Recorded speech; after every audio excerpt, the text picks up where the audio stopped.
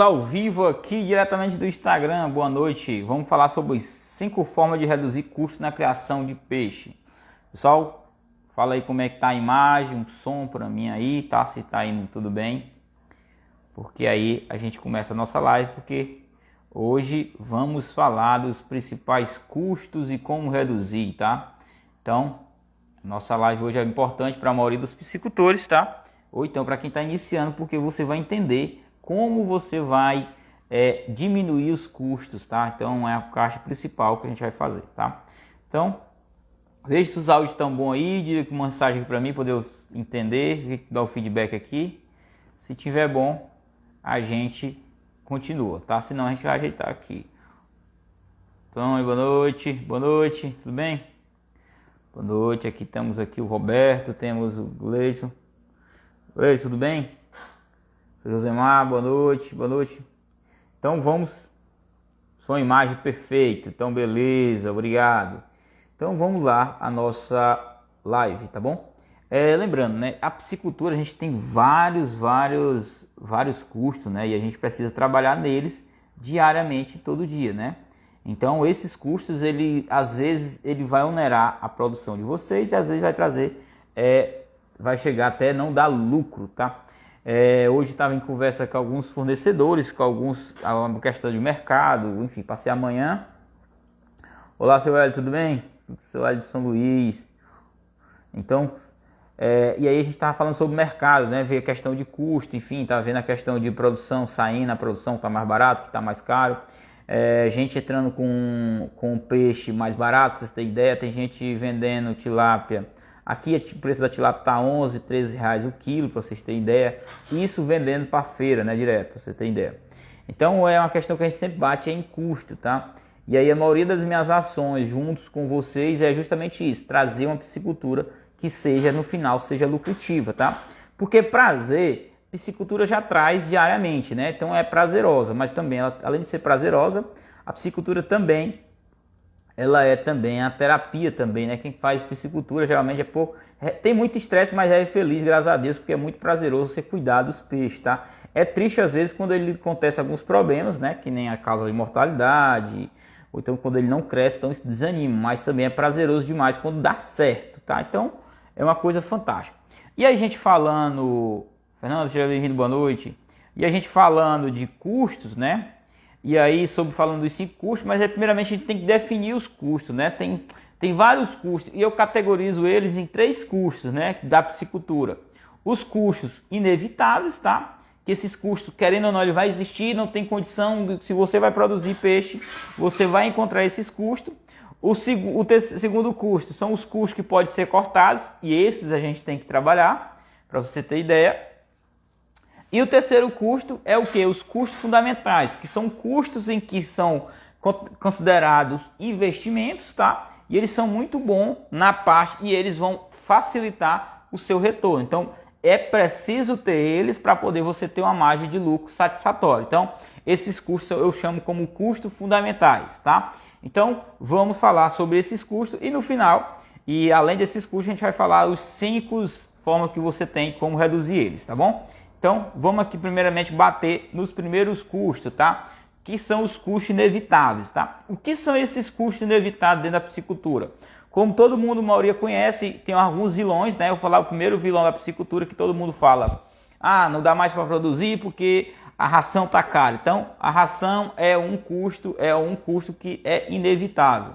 A ração, o outro custo, alevinos, tá? Que ele vai acontecer na sua piscicultura, sempre vai acontecer. Alevinos, energia, insumos de calagem, mão de obra. Então, esse é os custos inevitáveis. Ele vai acontecer na sua piscicultura, todo o ciclo vai acontecer. Mas o que acontece nesses custos? Eles precisam ser monitorados, tá? Por isso que sempre eu recomendo, para quem está iniciando, para quem está começando, para quem está no ciclo, vocês terem uma planilha de controle. Por que essa planilha de controle? A planilha de controle vai trazer esse monitoramento para vocês. Por exemplo, final de semana passada passei 3 dias, tá, em viagem, na visita ao Ceará, a um cliente meu, lá no Ceará, e aí justamente isso, para monitorar os custos e monitorar um fator fundamental que vai trazer a margem de lucro maior para vocês e diminuir esse custo, que era o manejo. Então fui identificar pontos, né, e também melhorar manejo e reduzir e avaliar o custo com a ração, os custos com a levino, os custos com a energia e os insumos e mão de obra. Então a gente vai lá, faz toda uma avaliação e essa avaliação a gente consegue identificar os pontos que tem que melhorar. Porque eu vi que a curva de crescimento não estava indo boa, então ela teria que melhorar. E automaticamente quando o peixe não cresce bem, pessoal, o custo dele aumenta. Então o peixe ele tem que crescer propositalmente, ele tem que ter proporcionalmente ao consumo da ração. São dois pontos principais, crescimento e ração. Se o peixe comeu muita ração, ele tem que crescer muito. Se ele não está crescendo muito, algum problema aconteceu. Então esse custo de ração ele tem que ser monitorado. Como é que a gente monitora ele? Através do FCA, fator de conversão alimentar. Então quem faz seus fatores de conversão alimentar, então tá de parabéns. Quem está aqui, que é aluno nosso do PLX, com certeza já tá fazendo, tá bom? Boa noite, Morada Nova, Ceará. Seja bem-vinda. Boa noite, beleza. Então esses custos, eles são monitorados, eles não vão deixar de existir. Por exemplo, custo da ração. Eu posso baratear o custo da ração? Pode, tá? Hoje mesmo eu estava analisando os custos. O custo da ração hoje está representando 48% num projeto que a gente está fazendo. Então o que acontece? Esse custo está barato. Mas em compensação, o custo com a energia foi caro. Por quê? Está vindo energia, um talão de luz de 5.300, para vocês terem ideia. Então esse custo está caro. Tem medidas para baixar o custo? Tem sim, tá? Como é que a gente faz essas medidas de baixar custo?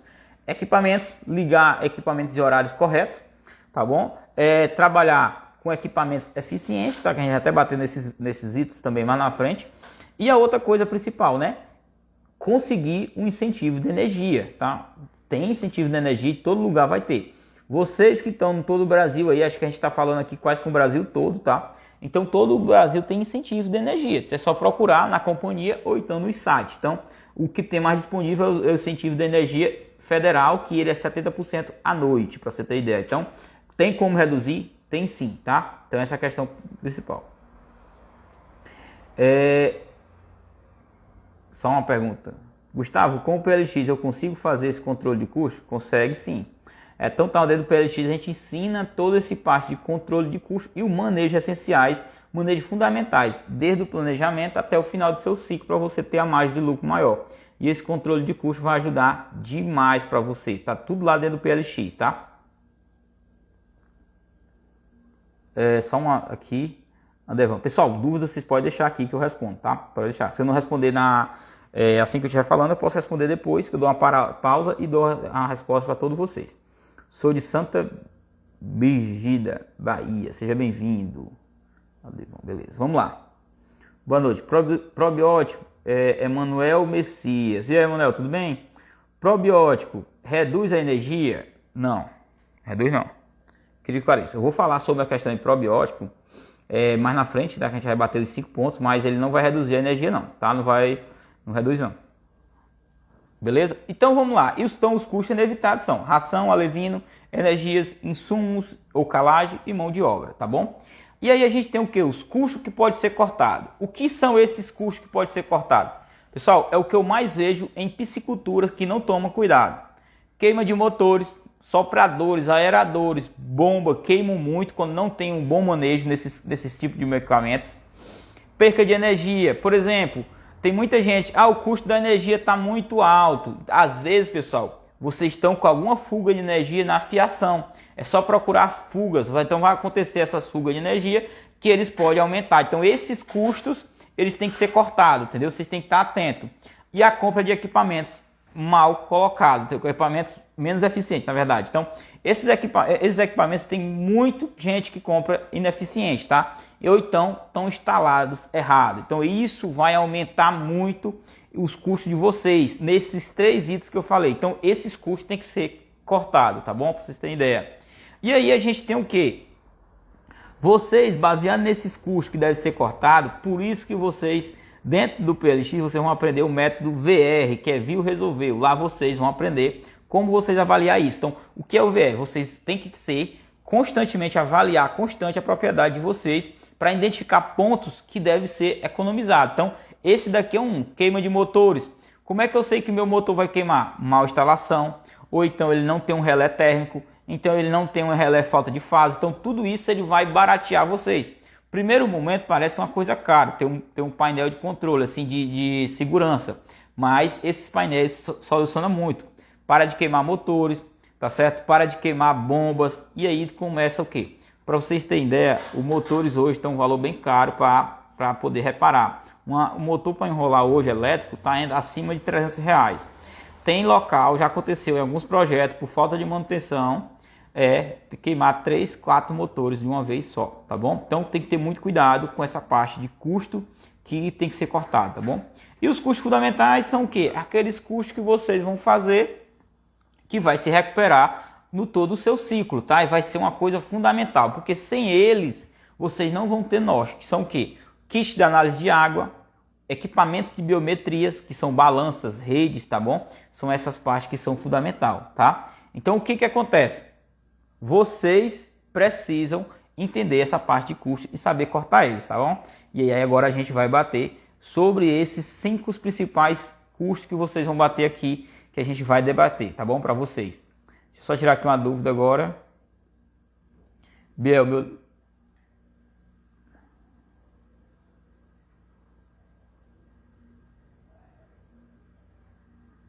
Boa noite. A energia solar é uma boa opção? É uma excelente opção, tá bom, todos? É uma excelente opção, principalmente quem nós estamos aqui no Nordeste, tá bom? Leonardo, de Impulso Ceará. Boa noite, Leonardo, tudo bem? Beleza, então qualquer dúvida deixa aqui. Então vamos lá. Então sabendo de todos esses 3 custos, né? A gente vai ter que saber o que? Reduzir eles antes, durante e depois do ciclo, tá? A gente vai trabalhar nele. Como é que eu consigo reduzir todos esses custos? Trabalhando em reduzir, cortar e avaliar direto. Então, eu consigo fazer isso da seguinte forma. Nos 5 etapas. Primeiramente, vocês vão trabalhar no povoamento adequado. O que é o povoamento adequado? A quantidade exata de peixe. A gente vai bater nesse item, tá? Principal. Segundo item, correção de qualidade de água. Antes de iniciar ou depois do ciclo, tá? Então o que acontece? Qualidade de água é antes, durante o ciclo, tá? Antes e durante o ciclo a gente vai fazer a correção de qualidade de água, que isso vai fazer o quê? Que o seu peixe cresça. Quanto mais o seu peixe cresce, mais lucro você vai ganhando, tá? Então ele tem um tempo certo de crescer para poder dar lucro. Estratégia de manejo de qualidade de água. Essas estratégias, pessoal, são os pontos fundamentais que vocês têm que fazer com a água de vocês, porque a gente não se cultiva peixe, a gente se cultiva água. O peixe só cresce se a água estiver boa, tá bom?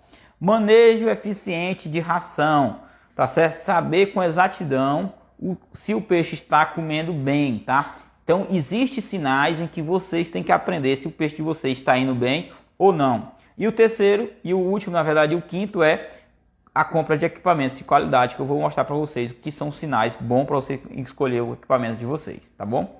Então, a gente já batendo logo no povoamento adequado, tá? Então, a quantidade exata de peixe, tá? Isso tem a ver muito com o objetivo do projeto, tá? Vocês têm que entender qual é o objetivo do projeto de vocês, tá? Vamos aqui falar de alguns dois.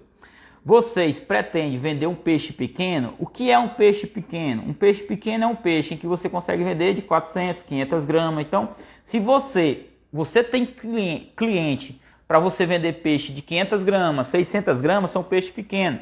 Então, considerado o mercado, né? Então, esses peixes vocês podem trabalhar com densidades maiores, tá? Aumentar a densidade, porque quanto maior a densidade vocês colocam, esse peixe ele vai desenvolver, só que ele vai ficar pequeno. Então, vocês vão ter menos, vocês vão ter um mercado mais abrangente, vão pegar um peixe menor e esse peixe ele vai chegar a um tempo mais rápido de despesca, tá? Quando vocês querem um peixe maior, um objetivo é vender peixe acima de 1 kg, 1,2 kg, dependendo do mercado, para vocês terem ideia. Aqui nós temos um mercado de peixaria que o pessoal está buscando peixe em Guadalupe. O que é Guadalupe? Para vocês terem noção, daqui onde eu estou hoje, ela fica a 700 km. Então o pessoal está buscando peixe de 1,2 kg, 1,5 kg lá. Para quê? Para o mercado da peixaria, Porque a nossa produção aqui, que nós temos, vai todo para o mercado público. Então, esse mercado público consome peixe de 700, 800, 1 quilo, para vocês terem ideia. Então, quando você quer um peixe maior, a gente diminui a densidade, tá? Eu vou falar o que é diminuir a densidade para vocês também. O que acontece? O peixe pequeno, para você ter ideia, quando eu iniciei a criação de peixe, a minha criação, né? Eu produzia peixe com até 250 gramas, eu já vendia, para você ter ideia. Por quê? Eu morava no interior, e o interior o pessoal gosta de um peixe pequeno. Porque acontece? Geralmente o melhor peixe era 250 gramas, porque geralmente os meus clientes eram clientes de baixa renda, e eles compravam o peixe pequeno porque ele disse que dava para dividir para várias pessoas, na verdade. O que acontece? Comprar 1 quilo dava para dividir para 4 pessoas. E um peixe grande de 1 quilo, eles faziam o quê? Tinha confusão, porque um ia ficar com a cabeça, outro com a metade do peixe e outro com o rabo. Então tinha essa complicação. Então eles gostavam de um peixe de 250 gramas. Claro, isso é um mercado muito atípico, né? Então, a maioria dos mercados é peixe de 701 kg, tá bom? Então, por isso que eu digo, se vocês têm mercado para peixe pequeno, então aumenta a densidade. O que é aumentar a densidade? Por exemplo, densidade é diferente de produção, tá? Densidade é o quê? Se você está no sistema que ele pode produzir 1 kg por metro quadrado, o que vocês têm que fazer? Se vocês queriam um peixe de 1 kg, vocês vão botar um peixe por metro quadrado. Se vocês querem um peixe de meio quilo, vocês vão botar 2 peixes por metro quadrado. A mesma coisa no sistema de tanque suspenso. Se vocês querem um peixe de meio quilo, vocês botam aí 20 peixes por metro cúbico, com bom sistema de oxigenação, né? Claro. Se vocês querem um peixe maior, botam aí, para você ter ideia, bota aí 10, 15 peixes por metro cúbico. Isso vai trazer um peixe maior, porque as qualidades de água vai ficar bem melhor, tá bom? Qual a relação de densidade e baixo ganho de peso?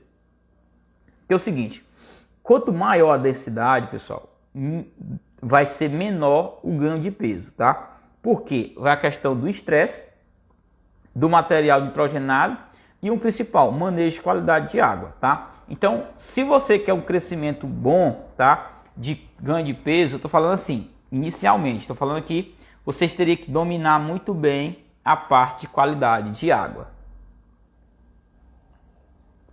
Por que eu digo isso? Por exemplo, eu vou citar um exemplo prático que está acontecendo.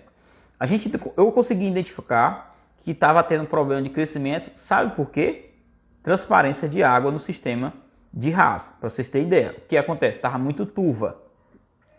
Amônia zero, nitrito praticamente zerado, alcalinidade 70, dureza 250 e o peixe estava perdendo crescimento. Quando eu cheguei, eu identifiquei que a água estava muito turva, tinha muitos sólidos. Então o que aconteceu? Só aumentei a densidade, a renovação de água. Então o que acontece? Todos os parâmetros de qualidade de água estavam ótimos, apenas a transparência que estava muito turva. A gente colocava a mão e a mão sumia ali em pouco de 5 centímetros, para vocês terem ideia. Então, muito turvo. Então, comecei a limpar a água, o peixe já mudou o comportamento de alimentação. Então, isso é fundamental, vocês identificar isso. Então, esse a gente consegue identificar, que eu já tenho uma certa experiência com isso. Mas a maioria das vezes as pessoas iniciantes não conseguem identificar esses pequenos problemas que estão causando o problema para vocês, tá? Entendeu? Então, por isso que, quando vocês aumentam a densidade, para vocês terem ideia, se vocês têm um sistema e botar 30 peixes por metro quadrado, ou metro cúbico, na verdade, a tendência é que esse peixe ele vai crescer bem até uns 50 gramas. Depois ele vai parar o crescimento. Por quê? Porque ele vai dar problema de qualidade de água. Então você tem que dominar a parte de qualidade de água, que é fundamental para você, para poder fazer esse peixe crescer bem, tá? Para vocês terem ideia. Na época que eu comecei com 10 kg, tá? Hoje eu consigo fazer 35 kg, para vocês terem ideia, por metro cúbico. Para produzir 1,75 kg por metro quadrado, será que eu consigo sem aerador, com boa renovação de água? Olha, se depende do peixe, se for panga consegue, tá? Tranquilo. Se for tambatinga é um pouco improvável, tá bom? Tilápia também, teria que ter um aerador. Agora panga consegue tranquilo, tá? Robério, boa dica. Robério, essa turva tanto faz verde ou marrom, tanto faz verde ou marrom, tá? Porque às vezes, pessoal, a água está verde ou marrom, mas ela está marrom assim, morto, né? A cor morta, a cor que a gente vê tá suja, né? E às vezes ela tem que estar uma água brilhante, né? A gente olha assim, ela está marrom, mas ela está uma água meio brilhante, tá? Vocês pegam o disco de SEC e vejam a transparência dela. Então essa é uma questão fundamental. Se vocês não sabem o que é um disco de SEC, pode ir lá no meu canal, eu tenho lá um vídeo que eu falo sobre transparência, tá? Então é uma questão fundamental.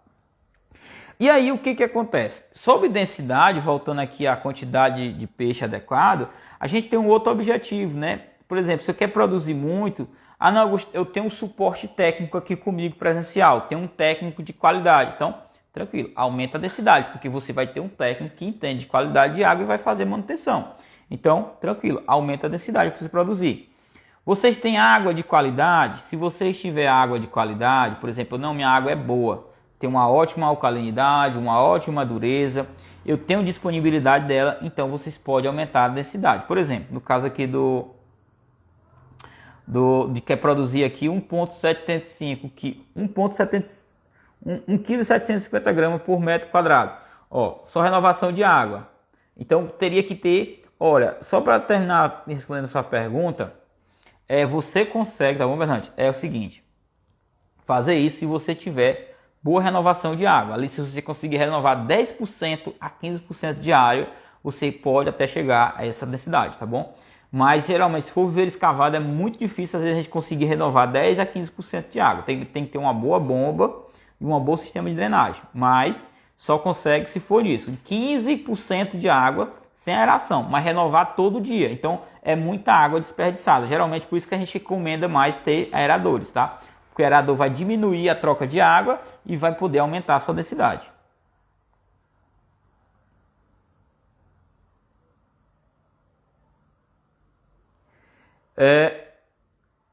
Quando você é um produtor que procura menos risco, cara, você está indo no lugar certo. Menos risco produz menos, tá? Por exemplo, você que está indo em viveiro escavado, quer ter lucro e não quer ter dor de cabeça, quer menos risco, bote aí entre meio peixe a 0,7 peixe por metro quadrado.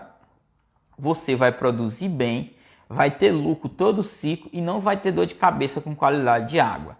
Eu lhe garanto isso, se você fizer isso, claro. Outra coisa importante, tem que ter uma estrutura boa. Você precisa ter um sistema de drenagem eficiente e sistema de abastecimento, tá? Mas se você não quer viver escavado, não quer dor de cabeça, faça isso, tá? Produza em baixa densidade, que você vai produzir tranquilamente e não vai ter nenhuma dor de cabeça, você vai ter um risco zero. Então, quem vai fazer financiamento com o banco, por exemplo, tem gente que até me procura para fazer projeto com o banco. Eu não faço, tá? Eu elaboro o projeto, mas eu não submeto o projeto no banco. Geralmente eu passo por amigos meus que têm já experiência com o banco, tá? Então, Gustavo, tem dinheiro para financiar no banco? Tem demais, Gustavo. Tem muita linha de crédito aí, com juros tá até baixo agora, tá?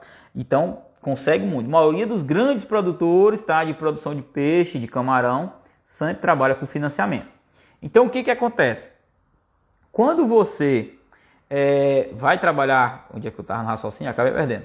Então, a questão, quando vai trabalhar com empréstimo, o que eu aconselho? Trabalhar em baixa densidade, com 0,5 a 0,7. Você não corre risco nenhum de você não pagar o seu empréstimo. Você vai pagar tranquilamente. E em menos de 3 anos você consegue pagar, tá certo? Sendo um projeto bem dimensionado, com sistema de drenagem e abastecimento, tá bom? Se você está iniciando na piscicultura, comece com baixa densidade. Por quê? Porque se você quer iniciar na piscicultura, eu quero produzir muito. Ontem eu estava numa live lá no TikTok com um parceiro Marciano lá, que ele é produtor e técnico também. O que acontece? Ele estava falando que começou com alta densidade. Então, para quem é iniciante, comece com pouco, tá? Se você quer produzir no tanque pequeno, então produza pequeno. Às vezes eu recebo algumas mensagens, perguntas, dúvidas, eu tiro todas as dúvidas que chegam no meu direct aqui, porque é importante orientar vocês. Às vezes as pessoas querem começar, quer produzir muito. Não produza muito. Comece primeiramente pelo aprendizado. Faça um passo de aprendizado. Produza pouco. Você vai aprender a ter lucro com aquilo ali. E aí você vai aumentando o seu grau de consciência, o seu grau de planejamento, o seu grau de comprometimento. Porque se você iniciar na piscicultura e no primeiro ciclo você não tiver lucro, você vai se decepcionar e vai desistir. Então, comece querendo produzir pouco, porque se você quiser produzir muito, para produzir muito, você tem que ter muita técnica e entender muito de qualidade de água, tá bom? E isso é a questão. Quando você bota baixa densidade, você consegue tirar seu lucro sem nenhum problema, tá? Tirar aqui uma dúvida que eu vi aqui. Tenho como produzir 1000 tilápia para ser vendido com 500 gramas em uns? Tem sim, tá dependendo do tamanho do seu tanque, tá bom?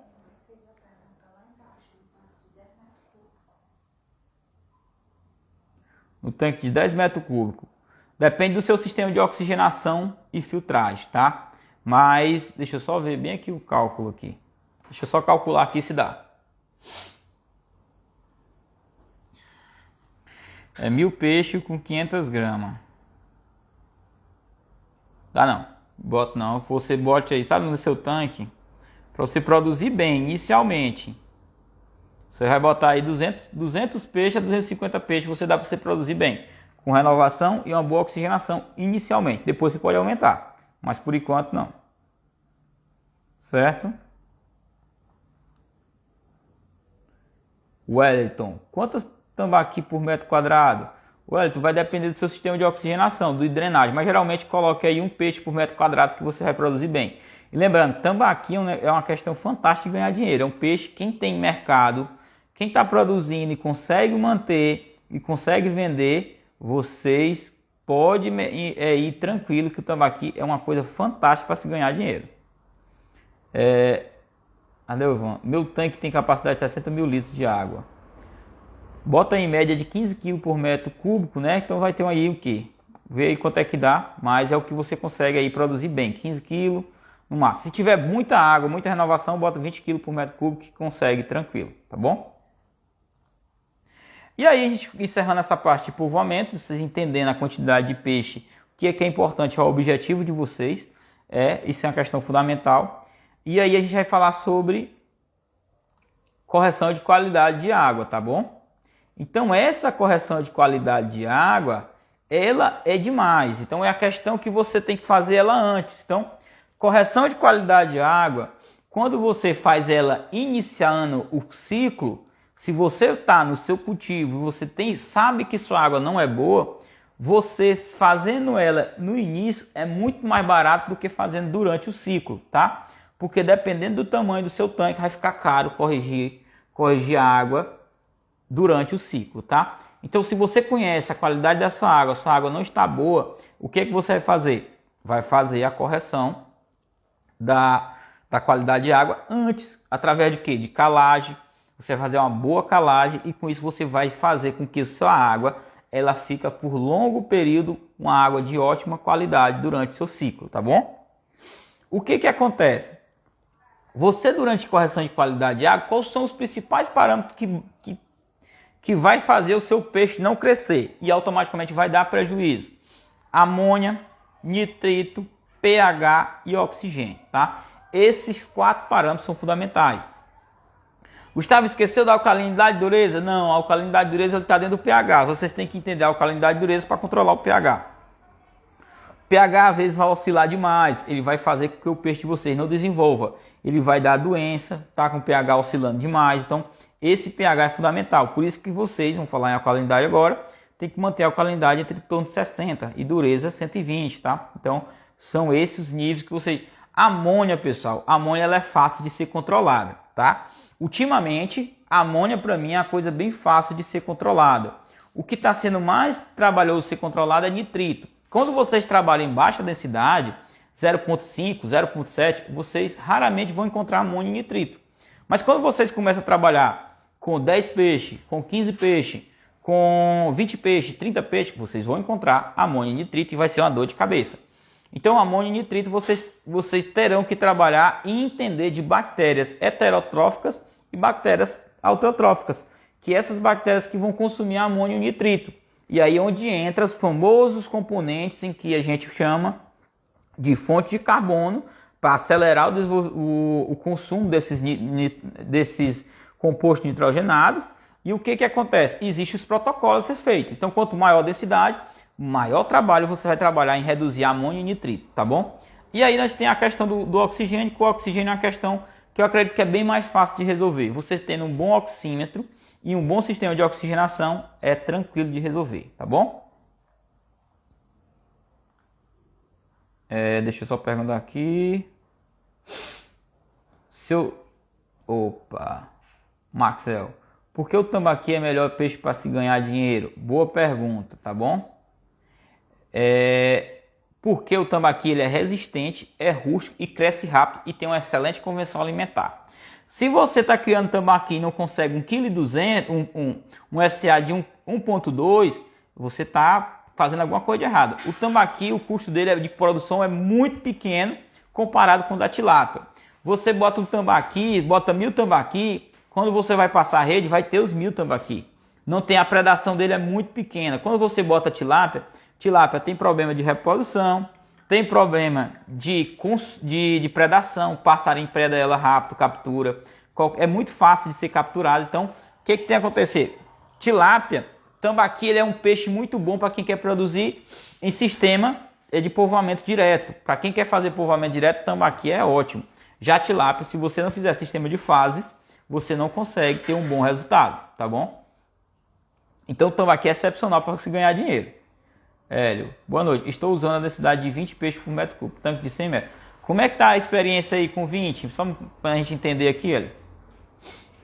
Hélio, no tanque escavado grande, os peixes se aglomeram ou formam cardume e se espalham pelo açude? Sim, eles fazem isso também. Vai depender do tamanho do que se chama do viveiros grande, né? Pode ser um viveiro de 1 hectare ou de meio hectare, tá? Então, geralmente, ele faz isso, dependendo da espécie também. Ederson, posso trabalhar só com TPA, pois não possuo filtro, o crescimento do peixe é o mesmo. Sim, Ederson, pode sim fazer, tá? Tá falando de sistema elevado. Eu hoje, ultimamente, estou trabalhando com esse modelo de projeto, porque quando tu tem muita água, não é necessário tu ter filtro, tu só tem oxigenação e troca de água, tá bom? Então, a única coisa que você vai precisar é disso, só com TPA. Então, vai só essa questão. Não precisa... Se vocês têm água à vontade, de qualidade e tem oxigenação, não é necessário o filtro, é só renovação, tá bom? O crescimento do peixe é o mesmo? Sim, é o mesmo crescimento. Boa noite, boa noite. Gustavo, gostaria de produzir em tanque-rede. Peixe, beleza.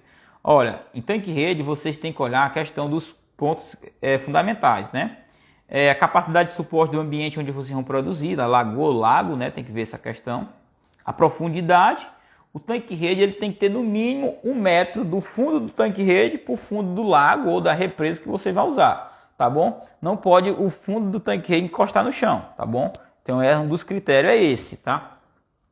Mas aí vocês podem sim, o tanque-rede é uma estrutura boa, tá? De se produzir. Luciano,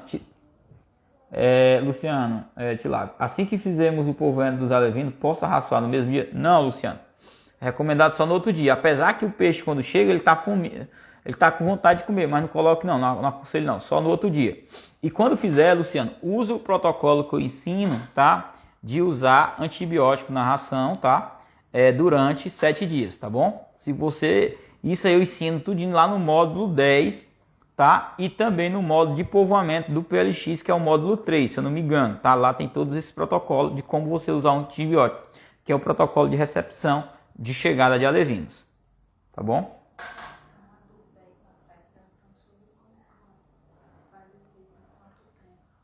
Pronto, Bernardo, aqui. O calcário faz efeito em quanto tempo? Não foi incorporado. O calcário só vai fazer efeito depois de uns 30 dias ou 60 dias. Então, por isso que quando você faz correção no início, é melhor porque vocês pegam o efeito todinho do calcário. Quando você faz correção no meio, o calcário não vai surtir efeito. É melhor usar o cal ou o gesso, tá? Dependendo do que você quer subir, se é a alcalinidade ou a dureza. Maxwell, você indica o Piauçu ao invés do tambaqui em tanque escavado?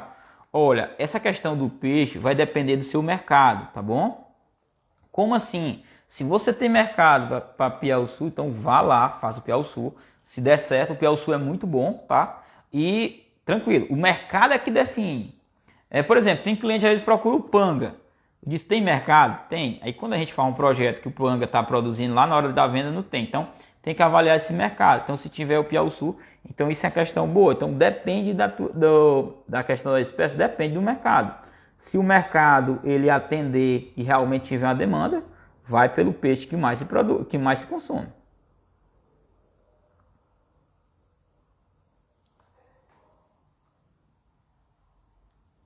Certo? Tem uma dúvida aqui massa. Gustavo, qual a vazão do poço necessária para se trabalhar sem filtro? Ele vai depender do tamanho do teu projeto, tá? Geralmente a gente renova de 20% do tamanho do tanque diariamente, tá? Então tem que ver essa vazão. Então a vazão entre 5 a 10 metros cúbicos por hora é um poço bom, tá? Professor, já uso o probiótico da DB Aqua. Estou usando ele diretamente na água.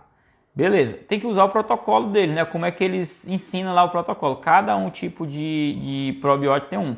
Uma coisa importante, nem sempre as recomendações que recomenda dá certo, tá? Às vezes você vai ter que desenvolver o seu próprio protocolo, tá bom? Tá certo? Eu digo isso porque eu estou fazendo o teste com alguns tipos de nutrientes, algum tipo de suplemento, e aí o fabricante manda uma coisa, tá? Mas quando a gente faz, não tá os resultados. Como é que eu sei disso? Que eu acompanho parâmetros de qualidade de água e índice, né? Então eu vejo isso. Então, só uma recomendação que eu digo para você. Luciano, fiz adubação, mas a água não ficou verde. Por quê? Luciano, como é que está a alcalinidade? Se a alcalinidade não estiver boa, a água não fica verde, tá? Adubação, tá certo? Adubação, fertilização, ela só sai boa se tiver boa alcalinidade e dureza, tá? Se você tiver uma alcalinidade baixa, às vezes a água nem fica verde, tá? Tem que ver. Ou então, às vezes também pode ser o nutriente, tá? A quantidade que às vezes é pouca também, às vezes pode aumentar 2 vezes. Então, por exemplo, pra vocês terem ideia, eu tinha uma água, eu trabalhei numa fazenda que a gente tinha uma água com a alcalinidade era 30 e a dureza era 130. A água não ficava verde. Só ficava verde quando eu subia a alcalinidade para 70, tá? Então aí ela virava, ficava verde, tá bom? Próximo ao rio, posso trocar até 50% no tanque de 60 metros cúbicos. Qual a densidade você indica? Aí você pode aumentar a densidade para 35, tá?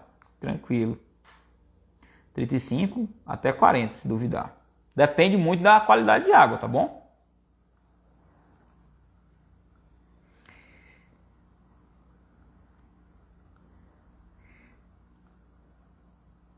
E aí a gente falando de estratégia de manejo, tá? Voltando aqui a nossa estratégia, a gente falou de 2 já. Agora a gente fala do terceiro, estratégia de manejo. Então, todos esses itens, pessoal, povoamento adequado. Se vocês povoar a quantidade certa, eu tenho certeza que o lucro é garantido.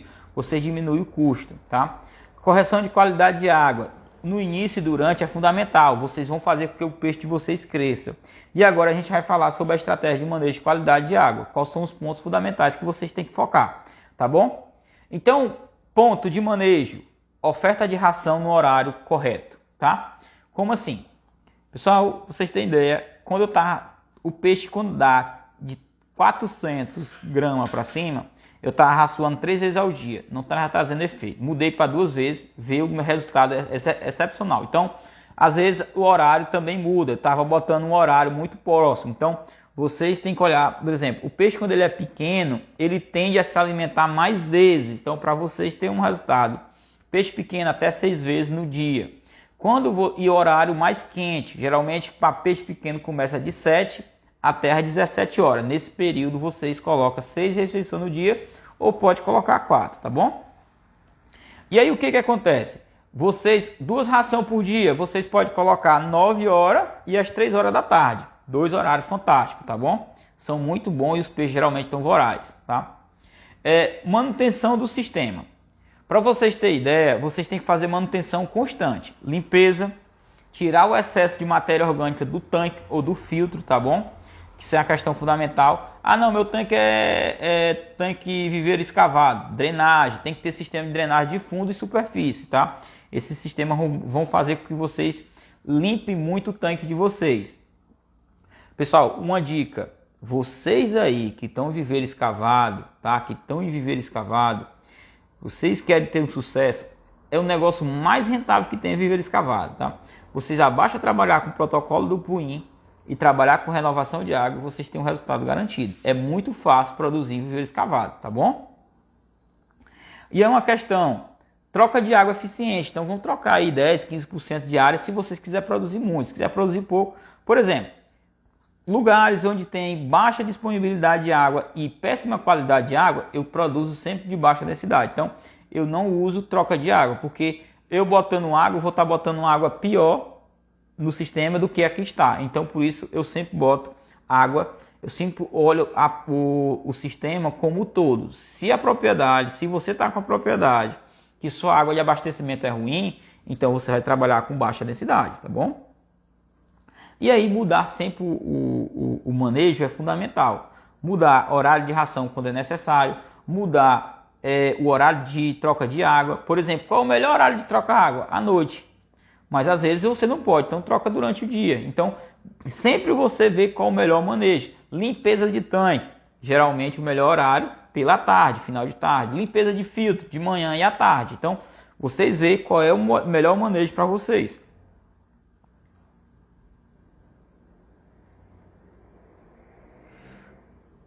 Max, minha água está muito verde, posso ter problema? Pode. Pode ter muita variação de pH, mas se ela está verde, eu não sei qual é a espécie que você está produzindo. Se for tambaqui, ela vai ficar verde. O mais recomendado é que você bota alguns macho de tilápia, para consumir aquela nata verde que fica por cima, tá? Se sua água estiver muito verde e for tilápia, você vai ter que fazer uma renovação de superfície durante o dia. Por quê? Porque durante o dia a microágua ela sobe todinha, então fica fácil de você tirar ela pelo dreno de superfície. Wilton, tem um tanque de 30 mil litros, não tem um filtro, só faço renovação. Beleza, então parabéns. Wilton, o melaço de cana de açúcar serve para decantar a sujeira? Não, serve não. Meus peixes não comem no período entre 11 a 16 horas. Será porque tem algum problema, tá certo? Que geralmente os peixes é para consumir. Nesse horário, os melhores horários. Tem que ver a temperatura, tem que ver qual é o problema que está acontecendo. Mas tem um problema aí. Geralmente eles são melhores horários de comer entre 11 a 16 horas.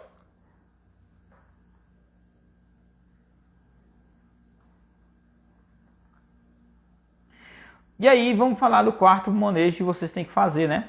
Manejo eficiente da ração. Tem que saber a quantidade certa que o peixe está comendo, se alimentando, tá?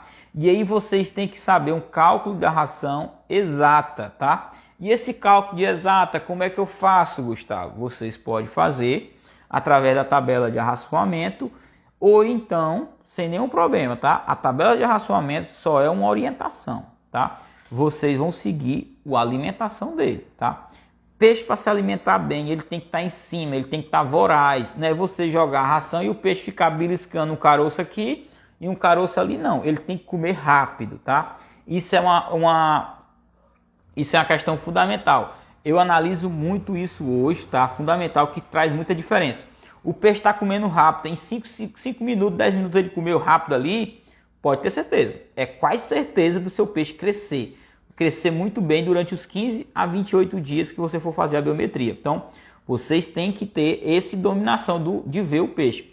Alimentar o peixe e observar. Não jogar lá e virar as costas e ir embora, não. Vocês têm que jogar a ração e observar o comportamento dele. E esse monitoramento, ele tem que ser feito diariamente. Se vocês, por acaso, sentir que o peixe não está comendo bem, vocês estão aí com a mão, o queijo e a faca na mão. Vocês podem tomar a decisão de jogar o resto da ração ou guardar aquela ração. Porque se você jogar e o peixe não estiver comendo bem, ela vai sobrar, você vai perder a ração, você vai aumentar o FCA do seu peixe, que automaticamente vai aumentar o custo de produção. Então tem que ter muito cuidado com isso. Isso é tão importante, tem uma consultoria que eu estou prestando e, incrível que pareça, o dono não está presente. Então ele está em outra região e tem um funcionário. Os funcionários não estão fazendo o manejo correto. Eu já disse para ele, já identifiquei.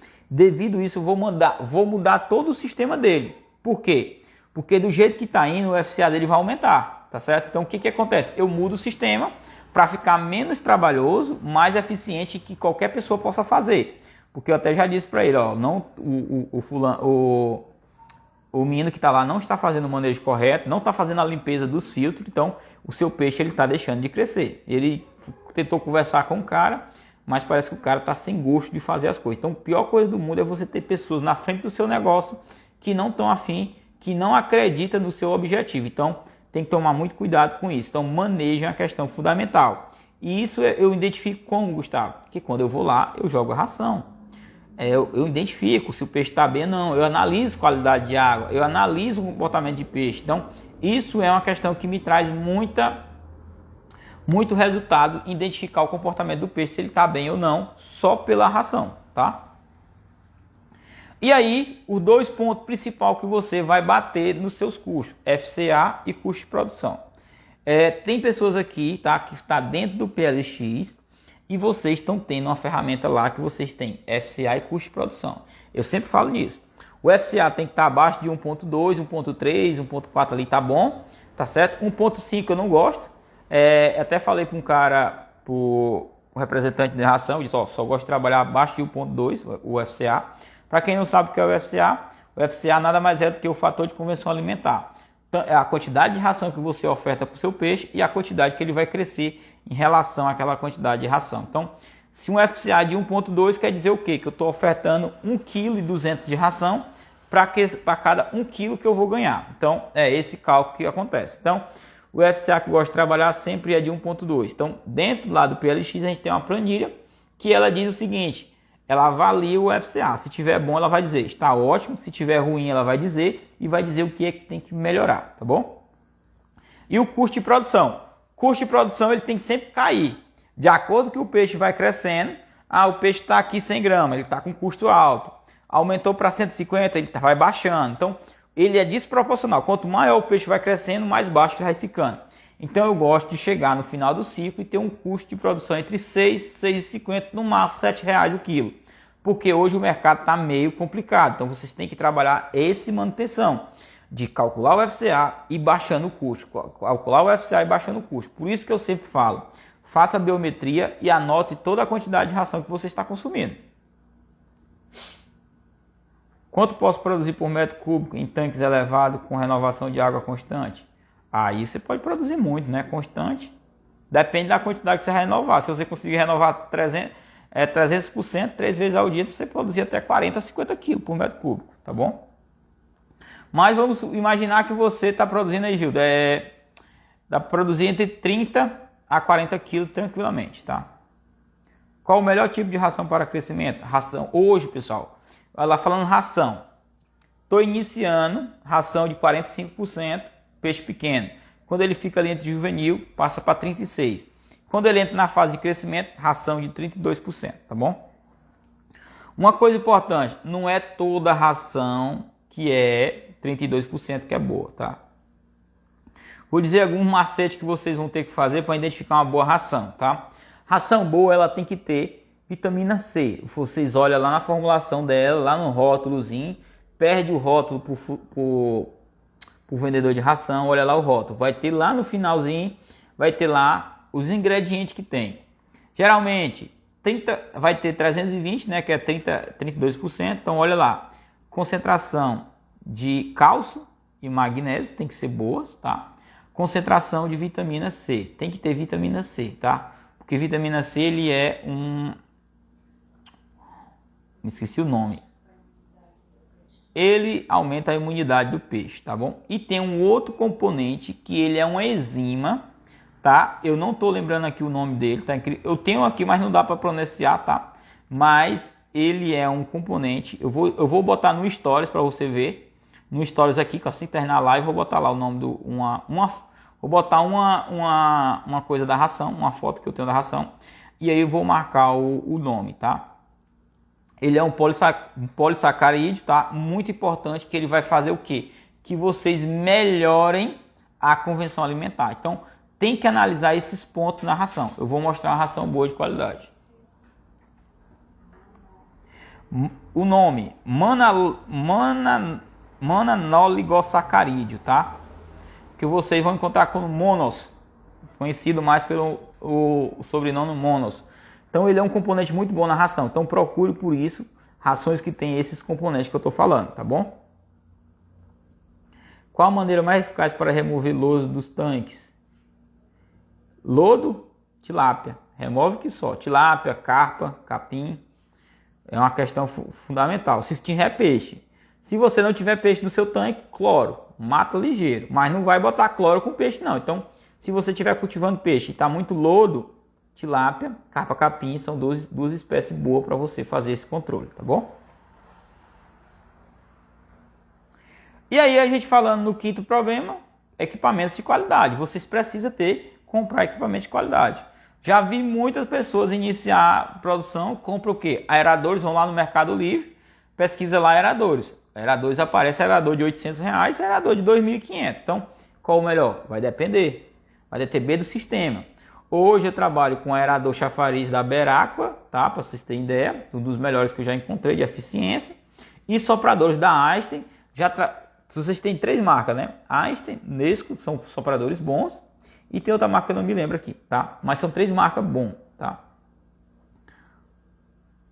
Qual o tratamento para tilápia com fungos? Olha, com fungo, geralmente você pode aumentar a salinidade do tanque. Se for tanque de geomembrana, você pode aumentar a salinidade da tilápia para 2, aproximadamente 2 kg de sal para 1 metro cúbico, tá? Aí você vai ter um tratamento dela só com sal, com fungo. E aí você adiciona na ração, se ele estiver se alimentando, um antibiótico. Ou oxitetraciclina, tá certo? Ou você pode botar o tisulfim também junto os dois. 1 kg, ó, bota em média de 1 grama a 2 gramas por quilo de ração, que vai trazer um efeito bom. Mas só o sal vai trazer um resultado enorme para você, tá bom? A moringa é uma área em que é muito boa para completar a ração. Olha, eu já vi algumas matérias, tá? Mas eu não vi algum resultado dela ainda não, tá? Tem que ver a questão da eficiência, né? Mas eu vi algumas pessoas que estão usando, tá bom?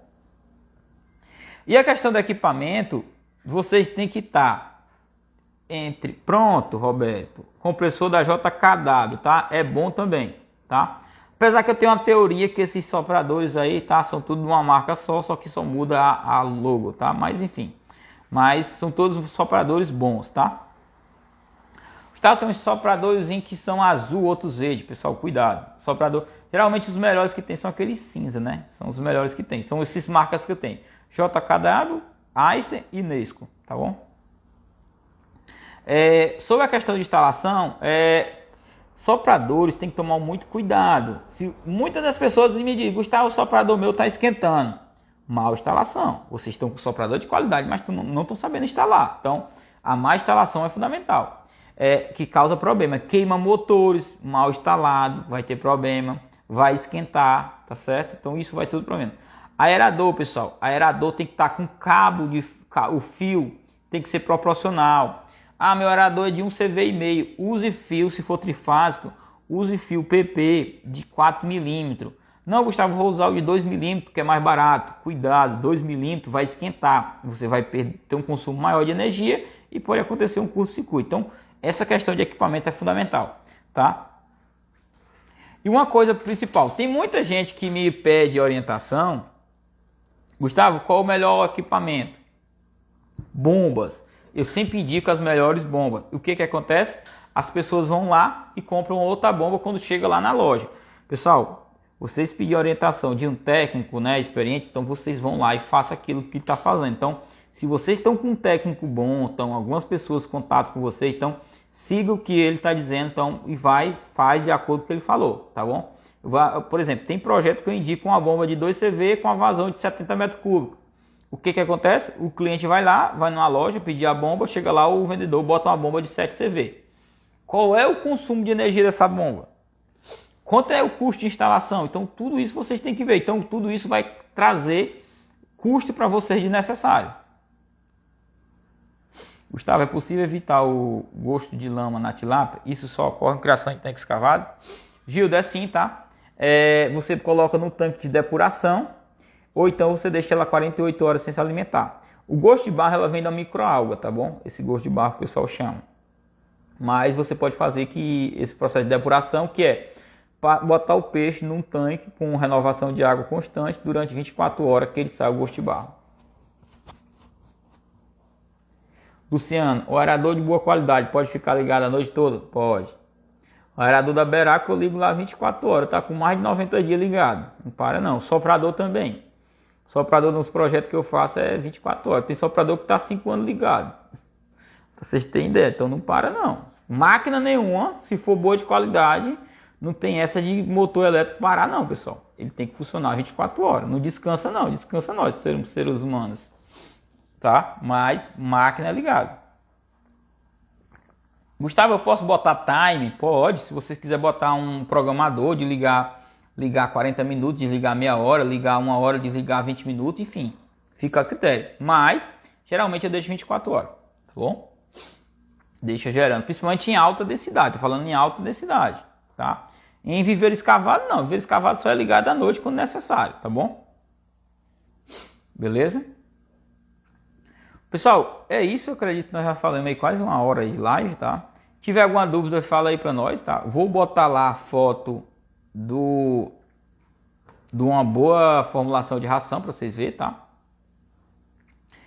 Compressor precisa fazer manutenção? Sim, tá? Se for, por exemplo, vocês estão com ele ligado, às vezes nem tanto, só se você escutar algum barulho esquisito nele, leva para manutenção. Mas se você desligou ele, passou muito tempo desligado, leva na manutenção, trocar os rolamentos, melhorar, então isso é bom fazer, mas só se ele apresentou algum barulho, tá? Aí vocês vão lá. Bomba também. Eu tenho uma bomba que ela é tão silenciosa, tá? Quando ela aparece um barulho maior, o barulho começa a ter um barulho, eu levo ela, geralmente é trocação rolamento, só é um selo dela, enfim, coisinha simples, tá? Dinheirinho de 50 reais, 100 reais. Agora, quando eu não faço isso, que acontece quando você não faz, que ela queima, aí vai para 500 reais o preço da manutenção, para vocês terem ideia. Então, esses pequenos problemas são fundamentais. Agora, compressor radial é muito raro dar problema. Da Einstein, só queima mesmo se tiver um problema mesmo atípico. No caso, eu tinha um projeto que queimou 3 de uma vez só, mas foi porque faltou energia e foi ligado o gerador em alta voltagem. Por exemplo, a energia lá é 220, quando eu cheguei tinha ligado a 280, então queimou tudo, tá? Tudo que se tinha lá queimou. Então tem que ver esse detalhe. Então às vezes o equipamento não é de ferro, mas se você não tiver cuidado, então se o equipamento é 220, trabalha ele com 220, tá? Ah não, é energia trifásica, então 380, depende da região, é 220 também, então varia muito, tá bom? Pessoal, é isso. A gente se encontra no outra live, tá? Então deixe os comentários de vocês. Quem não entrou ainda no PLX, quem não fez parte da comunidade PLX, então vai lá, faça. Tem um link na minha bio, vocês podem ir lá. É uma questão fundamental para vocês. Lá tem toda a parte de manejo, toda a parte de tabela de acompanhamento, como usar elas, tá? E uma coisa que eu digo para vocês, invirta em vocês, invirta no negócio de vocês, que é fundamental, tá? Então, parabéns a todos que estão aqui até o final, que vocês estão investindo no conhecimento que é fundamental. E aí, se você tiver alguma dúvida, pode deixar nas caixas de resposta, ou então pode mandar lá no direct, tá bom?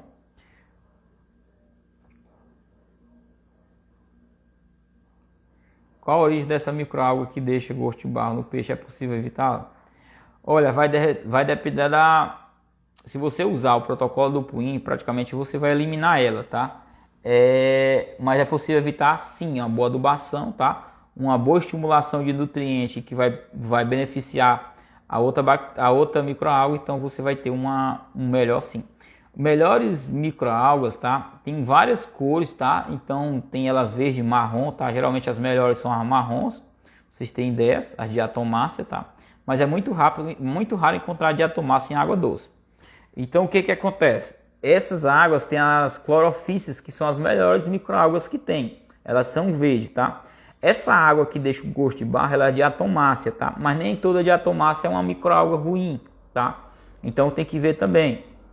Então, geralmente, o nutriente que você está ofertando na água também vai proporcionar um aumento de uma outra microalga. Então, por isso sempre eu recomendo o protocolo do Puin, porque o protocolo do Puin você vai beneficiar a água, tá? Com isso você vai ter um alimento mais de qualidade, uma água mais de qualidade, tá bom? Então, a única forma que você ter certeza que não vai ter é usando o protocolo do Puin, e você pode usar também esqueci o nome agora, depuração, tá bom? Hélio, boa pergunta. Tilápia revestida tem prazo de validade? Tem sim, tá? Seguinte, Hélio, vamos lá falar sobre tilápia, né? Um tema muito válido aqui, tá? Tilápia é o seguinte, depois dela revestida, ela vai virar macho, não tem problema nenhum. Agora o problema, Hélio, é o seguinte, é a população é a quantidade de reversão que aquele lote foi produzido. Por exemplo, quando você tem um lote, você comprou 1000 peixes, daqueles 1000 peixes é para ser 97% ou 99% de tilápia macho. Se for isso, então quer dizer o quê? 970 indivíduos de 1000 são machos. Você tem 30 fêmeas ali, então aquelas 30 fêmeas vão reproduzir, tá? Então o que acontece? Essa reprodução da tilápia fêmea, dessas 30, ela vai acontecer entre 250 a 300 gramas. Já vai começar uma reprodução. Então, o que vai fazer? Então, a validade é desse tempo. Então, o que vai melhorar? Genética. Hoje em dia, tem genética que garante até 700 gramas que essas 3% aí, essas 30 tilápias, não vão reproduzir até 700 gramas. Então, seria extra alongado nesse prazo de reprodução, que nós chamamos de tilápia tilamax, tá? Então, essa tilápia, ela garante, na verdade, a genética dela garante que 700 gramas ela não reproduz, tá? Isso é que o fabricante, o laboratório que fornece a tilamax garante isso, tá? Você tem ideia. Mas, para você ter um bom controle, você é bom colocar um predador. Você deixa a sua tilápia dentro do seu tanque até chegar a 100 gramas. Depois que chegou a 100 gramas, você faz um povoamento ou com pintado, ou com dourado, ou com traíra, ou com tucunaré, algum peixe carnívoro para se alimentar dessa proliferação de tilápia, dessas 30 tilápias aí que vai se reproduzir. Então, de acordo com a tilápia reproduzindo, eles vão consumindo aqueles alevinos ali, aqueles nuvens de alevino que vai nascendo. Então, é um ótimo controle, tá bom? Esse é que a gente faz. Então é isso, pessoal. Valeu, boa noite, até a próxima live.